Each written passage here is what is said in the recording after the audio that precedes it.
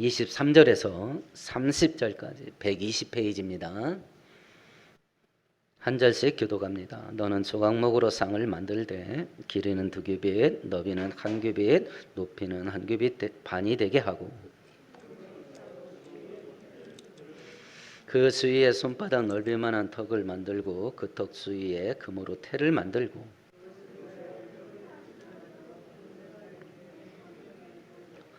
턱 곁에 붙이라. 이는 상을 맬 채를 꿰 곳이며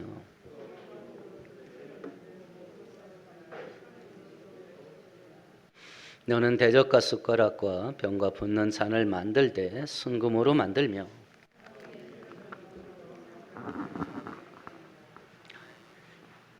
불 좀 꺼주세요. 출애굽기는 크게 두 부분으로 나뉘어요. 하나님께서 이스라엘 백성들을 어떻게 애굽에서 구원하는가, 구원의 과정, 그리고 성막을 만들으라 하시는데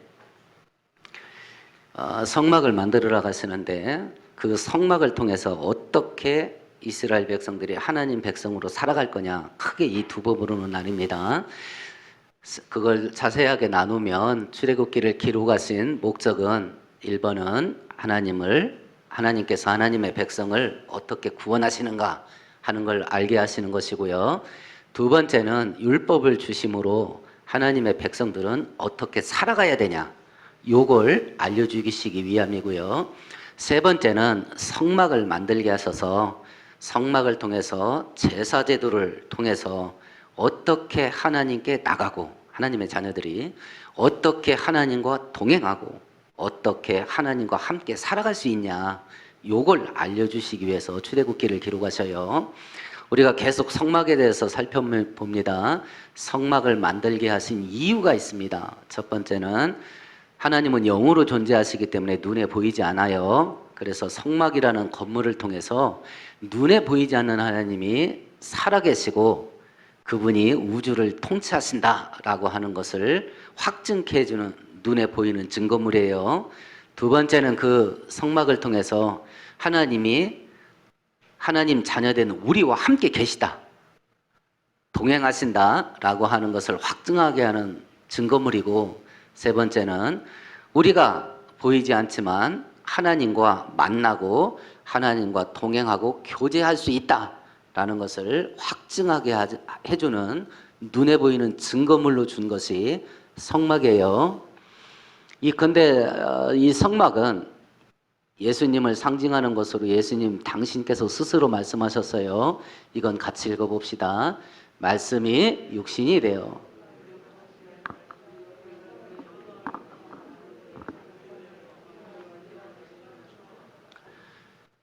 말씀이 육신이 돼서 우리 가운데 왔는데 그분이 우리 가운데 거하였다라고 성경이 기록되어 있어요. 근데 이 거하다라는 원문의 단어가 장막을 치다, 성막을 치다라는 단어예요. 그래서 예수님은 당신 스스로가 내가 성막으로 이 땅에 왔다 이렇게 말씀을 하셔요. 그렇다고 한다면 성막의 모든 도구, 그리고 성막을 통해서 진행되는 모든 의식들, 특별히 제사 행위들, 이런 것들은 예수님의 성품, 예수님이 하신 일, 사역이 어떤 거냐, 요걸 상징적으로 설명해 주는 것이 성막과 성막의 도구들과 성막에서 드려지는 제사들이 갖는 의미예요. 이제 성막의 도구들을 보면 성막이라 함은 울타리를 포함한 울타리 안에 있는 모든 것들을 이야기를 해요. 출입구가 있습니다. 제물을 태워서 제사 드리는 태우는 번제단이 있어요. 손과 발을 씻는 물두멍이 있습니다. 그리고 본체 건물이죠. 이제 성막이라고 알려져 있는 이제 텐트가 있습니다. 텐트는 이중구조로 되어 있습니다. 휘장으로 가려져 있고요. 앞에를 성소, 거룩한 곳, 뒤에를 지성소, 지극히 거룩한 곳. 출입문으로 들어가면 맨 먼저 등대를 만납니다. 떡상을 만납니다. 그리고 분향단에 향을 살르고 제사장이 휘장을 걷고 안에 법궤가 보관되어 있는 십계명이 보관되어 있는 법궤로 나아가는 거예요. 등대는 금촛대라고 알려져 있는 모양이 이렇게 되어 있습니다. 오늘 배우게 될 떡상은 이렇게 생겼습니다. 그리고 향을 살라 바치는 향단은 이렇게 생겼습니다. 그리고 법궤를 십계명 두 돌판을 담는 법궤는 이렇게 생긴 겁니다. 성막은 성도가 하나님 앞에 어떻게 나아가냐라는 과정을 설명해 줘요. 맨 처음 출입문을 통해서 성막 안으로 들어갑니다. 같이 읽어봅니다. 그러므로 예수께서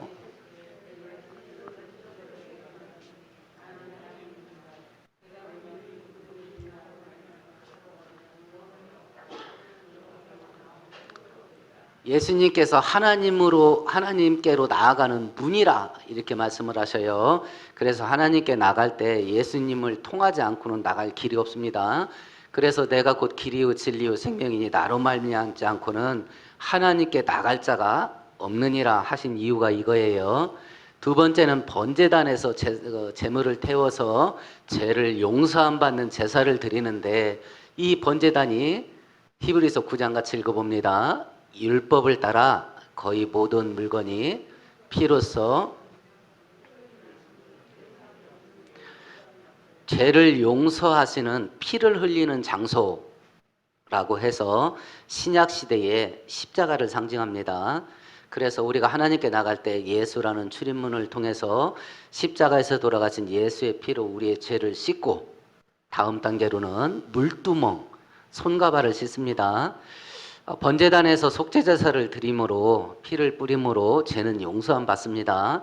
근데 왔다 갔다 하다 보면 손발에 더러운 게 묻어요. 성도도 죄를 질 수 있다는 겁니다. 그러면 그 더럽게 된 걸 어떻게 될 거냐? 물두멍에다 씻는 거다. 그러면 물두멍이 상징하는 신약의 의미가 뭐냐? 요겁니다. 같이 읽어봅니다. 만일 우리가 우리 죄를 자백하면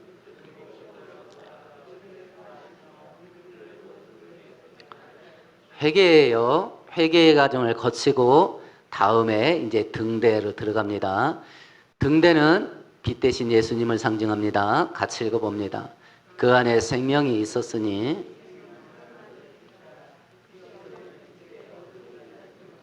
예수님은 참 빛이에요. 그래서 예수님 참 빛 대신 예수님에게 비춤을 받아야 영적인 눈이 열려요. 영적인 지혜가 분별력이 생깁니다. 그래서 어느 쪽으로 가야 되는지, 이게 진짜인지 가짜인지, 그리고 영으로 계신 하나님과 어떻게 함께 살 수 있는지, 이 영적인 세계에 관한 것들은 이 참 빛 대신 예수님에게 비춤을 받아야 돼요. 이 비춤을 받지 못하면 세상에서 박사학위가 서너 개씩 돼도 성경이 뭔 말하는지 이해를 못합니다. 근데 이것을 비춤을 받게 되면 애들도 알아들어요. 그래서 이 등대는 영적인 세계를 비치는, 영원한 생명의 세계를 비치는 참빛 대신 예수님을 상징하는 것이고요. 요건 오늘 다룰 문제니까 그냥 지나가겠습니다. 이제 분향단입니다. 향을 태워서 향기로운 연기를 하나님께 바치는 도구인데, 계시록 5장 8절만 같이 읽어봅니다. 그 두루마기를 지하심에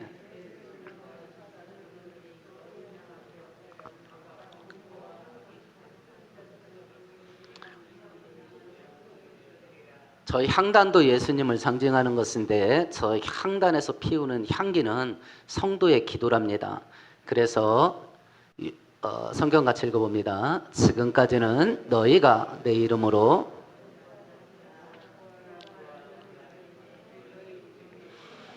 그래서 향단은 우리의 기도를 하나님께 올려드리는 예수님을 상징을 해요.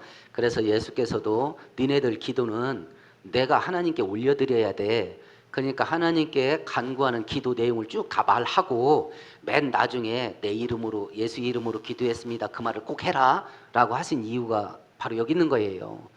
성도의 모든 기도는 예수님을 통해서 하나님께 가요. 그래서 우리가 예수의 기도의 끝마침을 예수님 이름으로 기도합니다 라고 하면서 끝마치는 이유가 바로 여기 있는 거예요.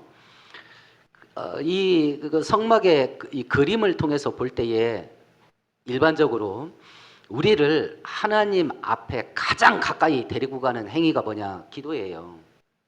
분향단이 지성소 바로 앞에 있거든요. 우리가 기도할 때 일반적인 선에서 우리를 하나님께 가장 가까이 가게 만드는 행위가 뭐냐? 기도입니다. 그리고 우리의 기도를 하나님은 향기롭게 받으시고요. 근데 정작 그 기도를 하는 성도들은 본인이 본인 기도를 하찮게 여겨요. 서로 기도를 한다 하더라도 이 기도한다고 뭔 일이 생기나? 의심을 한다든지, 심지어는 기도한다고 뭔 일 나겠어? 하면서 아예 기도를 안 하든지. 하나님은 우리 기도를 존귀하게 여기시는데 정작 기도를 하는 성도는 본인의 기도를 하찮게 여기는 일이 허다할 수 있어요. 그래서 이 향단이 우리에게 가르치는 것으로 우리가 확신할 수 있는 것은 하나님이 우리 기도를 이렇게 향기롭게 생각하시고 존귀하게 여기시니 우리 기도는 응답된다. 이걸 확신할 수가 있는 것이요. 그리고 이제 하나님이 자정하신 법계 지성소 안으로 우리를 인도에 들어가는 겁니다. 이건 여태까지 설명했던 것이고요. 이제 오늘 만들으라고 하는 것이 바로 이 떡상입니다. 성경은 떡상이라고도 되어 있고 진설병상이라고도 되어 있어요. 재료를 보십시다. 같이 읽어봅니다. 너는 조각목으로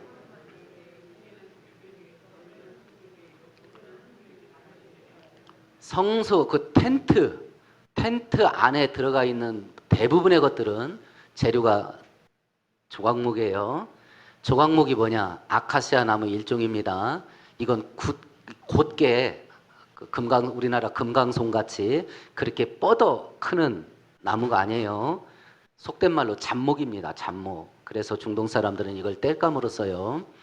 가시가 많고요. 이 조각목으로 예수님을 상징하는 도구들을 만들어라 라고 하는 것은 바로 이 의미를 갖는 겁니다. 같이 읽어봅시다. 오히려 자기를 비워 종의 형체를 가지사 사람들과 같이 되셨고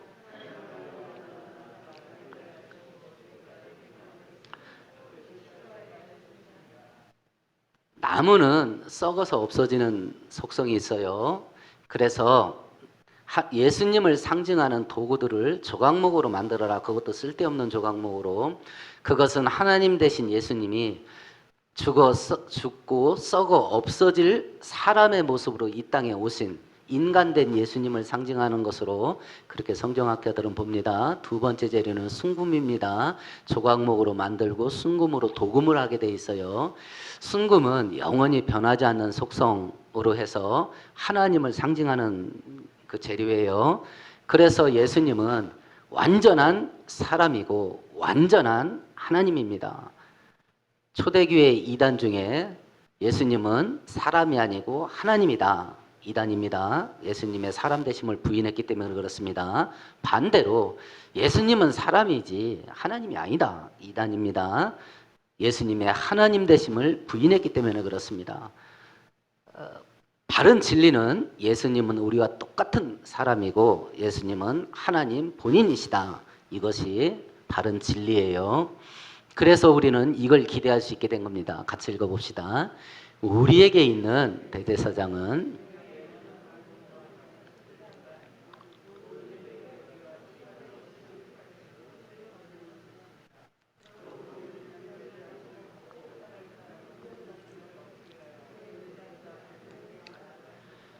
예수님은 우리가 무엇 때문에 연약함에 빠지는지, 무엇 때문에 탄식하는지, 무엇 때문에 슬퍼하는지, 무엇 때문에 무너지고 쓰러지는지 아신대요. 왜 아시냐? 당신이 사람이거든요.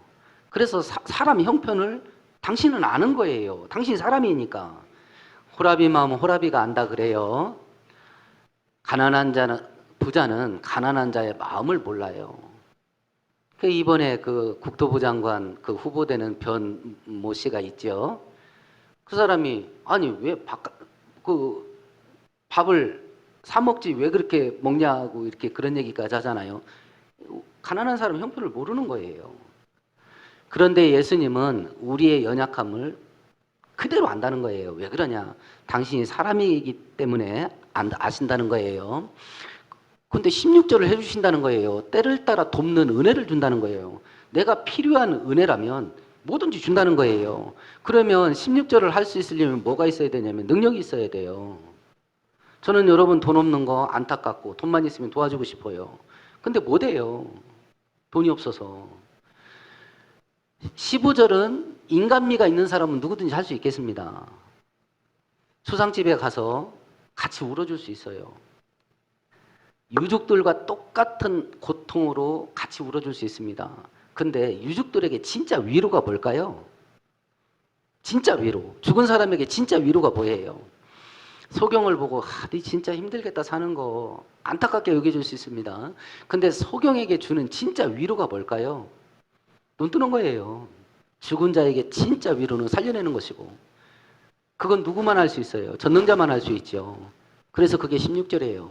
완전한 인간으로 할 수 있는 일이 15절이고 완전한 하나님으로 할 수 있는 일이 16절이에요. 근데 예수님은 이 두 개 다 해준대요. 그래서 우리가 예수를 믿을 수밖에 없는 이유가 여기 있는 거죠. 떡상의 내용물이 있습니다. 출애굽기 25장만 같이 읽어봅시다. 너는 대적과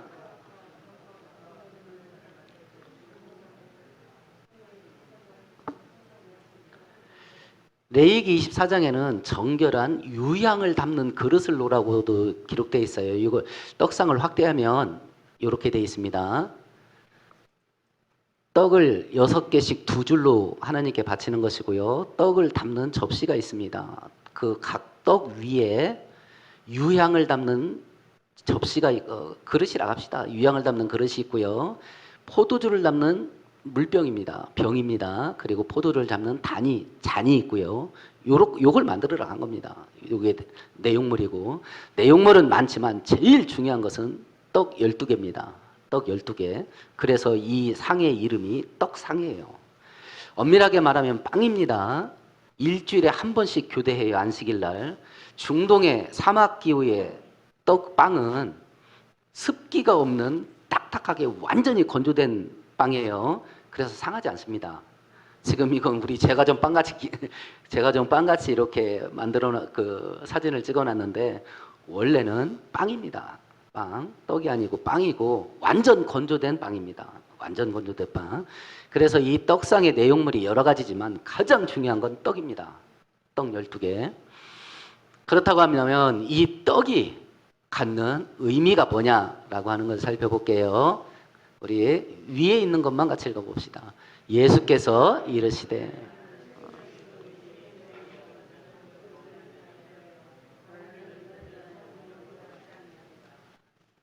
예수님께서 당신이 떡상에 있는 떡이라 그랬어요. 당신이 떡상에 있는 떡. 그런데 그 떡은 육신의 배고픔을 해결해주는 음식의 떡이 아니고 생명의 떡이랍니다. 생명의 떡. 그래서 참된 양식이에요. 그러면 우리가 음식을 먹으면 우리 안에서 어떤 변화가 일어나요? 음식은 우리에게 어떤 역할을 해줘요? 음식. 밥 왜 먹어요? 힘을 주죠. 그리고 애들은 밥 먹으면 어떻게 돼요? 잘하죠. 건강케 하고 강하게 합니다. 힘을 주는 것이고. 그러면요, 생명의 떡은요, 똑같은 기능 할 겁니다. 그런데 강하게 하고 잘하게 하고 힘을 주는 게 육체겠어요? 영혼이겠어요? 영혼이겠죠. 그렇죠? 그래서 성경은 이렇게 말한 겁니다. 이건 천천히 전부를 다 같이 읽어봅시다. 갓난 아이들 같이 순전하고 신령한 젖을 사모하라. 이는 그로 말미암아 너희로 구원에 이르도록 자라게 하려 함이라. 때가 오래되었으므로.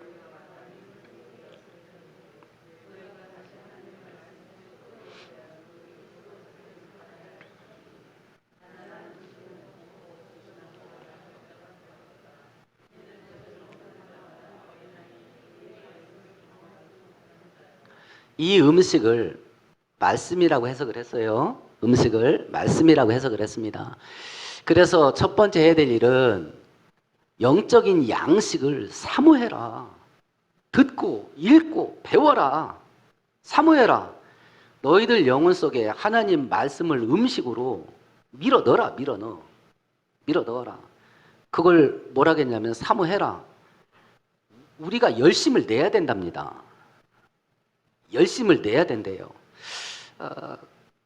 우리 교회 성도들도 그런 분이 있었는데요. 기도할 수 있게 해주세요 이렇게 기도하는 사람이 있었어요. 저한테 또 그렇게 기도 부탁을 하기도 했고, 기도할 수 있게 기도 좀 해주세요 이러더라고. 그럼 지가 기도하지.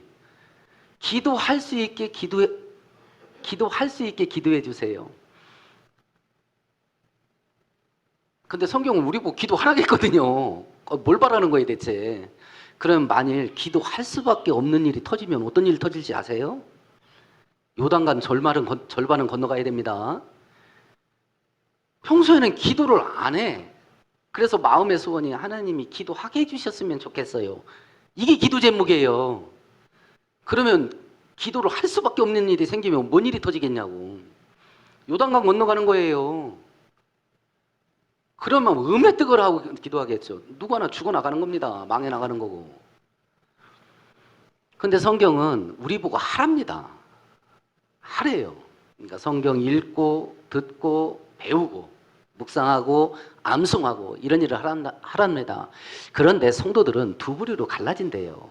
어떤 사람은 그냥 젖 같은 죽 같은 말씀을 먹는데요. 하나님이 사랑하셔. 하나님이 너 함께 하셔. 도와주셔. 뭐 이런 거 정도. 거짓말은 아니지만 죽여 죽. 단단한 음식을 못 먹어. 단단한 음식을 못 먹습니다. 이건 금식해 본 사람은 알아요.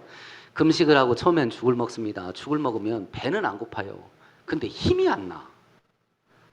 배는 안 고파요. 힘이 안 나. 근육에 힘이 안 들어가요. 근데 한두 끼 죽을 먹고 밥을 딱 먹잖아요. 비록 찬밥이라도요. 눈에 생기가 팍 들어옵니다. 먹으면서. 이게 단단한 음식이에요. 그러니까 사람 노릇하려면 단단한 음식 먹어야 돼요. 똑같이 성도 노릇하려면 단단한 음식 먹어야 돼요. 죽도록 충성해. 단단한 음식이죠. 자로나 우로나 새길로 빠지지 말고 성경 그대로 가. 단단한 말씀이죠. 타협하지 마. 단단한 말씀이죠. 이건 죽 먹는 사람은 못 먹어요. 요건. 그러니까 하나님의 말씀을 음식으로 먹는데 성도마다 성향이 다르대요. 어떤 사람은 죽으로 먹어요. 그러면 숨은 쉬어요. 근데 성도처럼 못 살아요. 약해서. 어떤 사람은 단단한 음식 먹는답니다. 이 사람은요, 슈퍼맨이에요. 이 사람은. 그래서 영혼을 자라게 하고 강하게 하는 생명의 떡 대신 말씀 대신 예수님, 거꾸로 예수님 대신 말씀, 이걸 사모하고 단단한 음식으로 먹어야 된다. 그래야 영혼이 자라게 되고 영혼이 자라고 강해져야 날마다 하나님께 가까이 갈 수 있다. 이걸 얘기하는 겁니다. 이걸. 두 번째는 이 생명의 말씀 영혼의 떡이요 우리를 강한 군사가 되게 해요. 에베소서 6장만 같이 읽어봅니다. 구원의 투구와 성령의 곧 하나님의 말씀을 가지라. 에베소서 6장에 보면 로마 시대에 군사가 완전 군장한 모습을 쭉 설명을 하면서 영적인 도구들과 연결을 시켜요. 그런데 뭐 구원의 투, 뭐 믿음의 방패, 의의 흉배, 가슴 보호하는 거 여러 가지를 설명하는데 그 여러 가지 군사 장비 중에 공격용 무기는 딱 하나 있었어요. 공격용 무기. 나머지는 전부 방어용 무기예요. 공격용 무기가 뭐냐면 성령의 검이에요. 이게 말씀이에요. 그러면 이 생명의 떡, 말씀 대신 예수님, 예수님 대신 말씀, 이걸 단단한 음식으로 먹어서 강해지면 어떤 현상이 일어나냐면 검을 갖게 돼요. 검을. 싸워서 이기는 칼을 갖게 됩니다. 그러면 강한 군사가 돼요. 근데 성경에 보면 이스라엘 백성들이 애굽에서 빠져나오자마자 하나님께서 모세에게 뭐라고 말하냐면 군대를 조직해라. 군대에 들어가야 될 사람들의 자격은 만 20세 이상 60세까지다. 그래서 신약 성경에 장정만 몇 명이더라 라고 할 때는 만 20세에서 60세까지예요. 노인 제외, 여자 제외, 어린이 제외예요. 장애인 제외. 만 20세에서 60세까지만 군사예요. 그러면 이건 실제적인 육체적인 군사고 이걸 영적으로 바꿔서 생각해 보십시다. 여호와의 군대가 될 수 있는 사람은 그러면 영적으로 나이가 몇 살이라는 얘기예요? 만 20세 이상이어야 돼요. 단단한 음식을 먹고 여호와의 검을 휘두를 수 있는 사람. 영적인 군사가 될 수 있어요. 근데 우리가 오해하면 안 되는 것이 우리가 교회 몇 년 다녔냐 하는 이 횟수, 나 지금 교회 다닌 지 30년 됐어. 나 교회 다닌 지 50년 됐어. 나는 엄마 뱃속에서부터 다녔어. 이것은 영적인 나이가 만 20세 이상 되는 거하고 전혀 무관합니다. 전혀 무관해요. 교회 30년 다녔어도 30년 동안 죽 먹은 사람이 있어요. 그러면 30년 동안 지저귀 사는 겁니다. 성도 노릇 못해요. 교회를 30년 다녔어도. 상태가 죽만 먹어서 어린아이예요. 예수 믿으면 천국 간대, 요 정도예요. 천국 문턱은 넘어갈 수 있겠습니다. 예수 믿는 믿음이 진짜라면. 근데 그거 이상 아무것도 못해요. 반면에 교회 딱 1년 다녔습니다. 그런데 하나님의 말씀을 성령의 검으로 갖고 있고 단단한 음식을 먹어서 영적인 나이가 만 20세 이상 성장한 사람이 있을 수 있습니다. 그래서 예수님께서 먼저 된 자가 나중되고 나중된 자가 먼저 된다라고 하신 이유가 여기 있는 겁니다. 교회를 30년 다녔는데 지저귀 차고 있어요. 이건 군사도 아니야. 군대도 못 가. 지저귀 차고 있어요. 교회 1년 다녔는데 하나님의 말씀을 단단한 음식으로 먹습니다. 여호와의 검을 갖고 있습니다. 이 사람은 사령관이에요. 교회 1년 다녔어도. 1년 다녔어도. 그래서 우리가 신앙생활을 할 때 어떤 방향으로 내가 신앙생활을 어떤 방향으로 나아가야 될 거냐, 요걸 분명하게 좀 깨닫고 이해해야 될 필요가 바로 여기 있는 겁니다. 떡의 의미입니다. 이건 같이 읽어보십시다. 1번, 2번, 3번, 4번. 요걸 의미하는 것이 떡상이에요. 요걸 의미하는 게. 근데 떡상을 통해서 우리가 받을 수 있는 영적인 추가적인 교훈이 있습니다. 그것이 뭐냐면 우리 8절 9절 같이 읽어봅니다. 안식일마다 이 떡을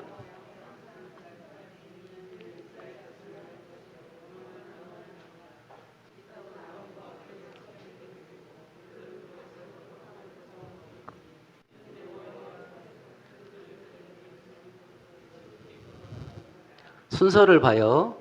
진설에서 바치다. 배열에서 바치다. 진설하는 게 먼저 나오고 그 바쳐진 떡은 매 안식일 날 아침에 교체를 해요. 새 것으로. 그리고 물려낸 떡은 제사장들이 먹습니다. 그거 버리는 거 아니에요. 제사장들이 먹습니다. 그러면 여기에 담긴 의미가 뭐냐면 먼저 드리고 드려진 걸 내가 되돌려 받는다 라는 의미가 떡상에 담겨 있어요. 드림의 원리예요. 먼저 드리는 거예요. 먼저 드리고 그리고 내가 되물려 받아요. 이거 헌금 생활에 적용될 수 있어요. 헌신 생활에도 적용될 수 있습니다. 혹시 콜게이트 치약이라는 회사 그 치약 아세요? 콜게이트? 뭐 생활용품 세제니 비누니 이런 거 만드는 회사인데 우리 삼성이 63위 전 세계 63위 서열을 가질 때 콜게이트가 62위였어요. 삼성보다 조금 매출이 컸어요.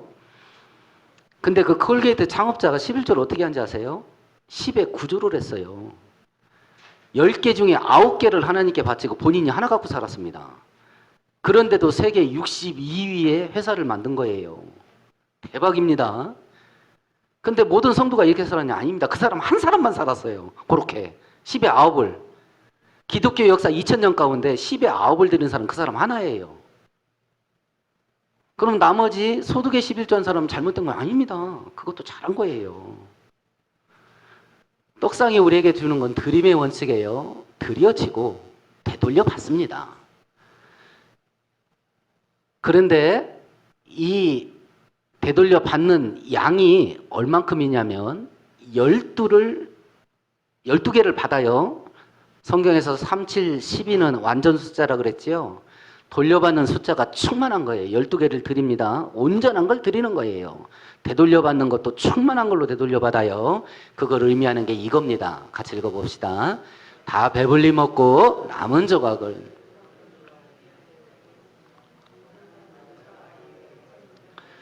오병이어 기적이 일어날 때 어린아이 도시락이었어요. 먹을 건 딸랑 그것밖에 없었어요. 먹을 건 어린아이가 가지고 있는 인절미 조각 같은 떡 조각 5개, 물고기 2마리, 이게 전부 하나님께 바쳐진 거예요. 온전하게 바쳐지고 되돌려 받은 게 뭐냐면 온전하게 되돌려 받아요. 장정만 5천 명이니까 아이, 여자, 노인까지 합치면 최소 2만에서 3만 명 되는 겁니다. 우리가 배 터지게 먹고 남은 조각이 또 12개야. 남은 조각이 12바구니. 3, 7, 12는 완전 숫자라 그랬죠. 남은 것까지도 완전한 숫자가 남아요. 이게 되돌려받는 원리예요. 그래서 뭐가 됐든지 드리는 생활에 실패하지 마세요. 드리는 생활에 실패하지 마세요. 요 드림의 원리를 설명한 것이 떡상이고요. 세 번째는 거룩의 원칙인데 9절 같이 읽어봅니다. 이 떡은 아론과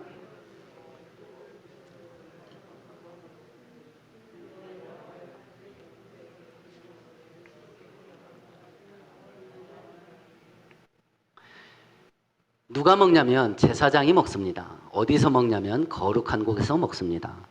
하나님의 충만한 이 떡, 충만한 되돌려 받는 은혜는 누가 받냐? 제사장이 받습니다. 그럼 이 시대 제사장이 누구냐? 베드로서에 보면 우리를 왕 같은 제사장이라, 택하신 족속이요, 왕 같은 제사장이라, 우리예요. 그런데 그러니까 거룩한 사람이 먹는 겁니다. 어디에서요? 거룩한 곳에서. 그럼 거룩의 원칙이 여기에 작동하는 거지요. 왜 죄지면 안 되는지 아시겠지요? 왜 불순종하면 안 되는지 아시겠지요? 이게 사라지는 거예요, 이게. 죄짓고 불순종하지 마라 할 때는 우리를 하나님의 노예로 만드는 게 아니라 하나님에게 되돌려 받을 수 있는 차고 넘치는 축복은 거룩한 제사장이 거룩한 곳에서 받는 거예요. 그래서 죄와 싸워야 돼요. 그래서 내가 하고 싶은 대로 살면 안 됩니다. 성경대로 살고 거룩한 길을 걸어가면 받을 게 이거예요. 받을 게. 결국 하나님 말씀에 순종하는 것은 하나님을 위해서 해드리는 게 아니고 나를 위한 겁니다. 나를 위한 거. 종합을 해볼게요. 재료는 조각목입니다. 사람 대신 예수님을 상징합니다. 금으로 도금합니다. 하나님을 상징합니다. 그래서 이 떡상의 재료만 가지고도 우리에게 주시는 교훈은 예수님은 완전한 인간이시고 완전한 하나님이십니다. 떡의 의미는 생명의 양식됩니다. 이 양식을 먹으면 영혼이 자라고 강해져서 하나님과 동행하는 믿음의 길을 승리함으로 갈 수 있습니다. 이 떡상이 주는 교훈이 있습니다. 드림의 원리가 먼저고 그 다음에 되돌려받는데 충만한 분량을 되돌려받습니다. 그리고 이 은혜는 거룩한 백성이 거룩한 곳에서 먹습니다. 그래서 이 땅 살아가면서 말씀에 순종하고 죄와 싸우되 피 흘리기까지 싸우면서 이겨야 될 이유가 바로 여기 있는 겁니다. 우리 함께 기도하십시다.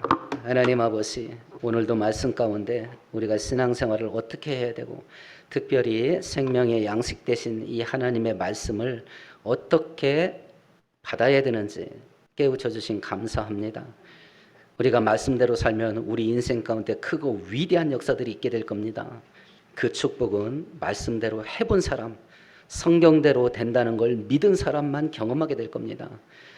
코로나가 확산되고 불경기가 더 심해지고 길어지면서 우리 앞길에 험악한 장애물이 생겼습니다만 전능하신 하나님은 어떤 환경이든지 복되게 바꿀 수 있고 어떤 홍해바다의 장애물도 갈라버릴 수 있는 능력 있는 하나님임을 믿습니다. 우리 성도들의 믿음대로 이 믿음의 역사들이 순종의 길을 걸어가는 우리 모든 성도들의 앞길에 축복의 열매로 충만하게 맺히게 하옵소서. 예수님 이름으로 기도합니다. 아멘.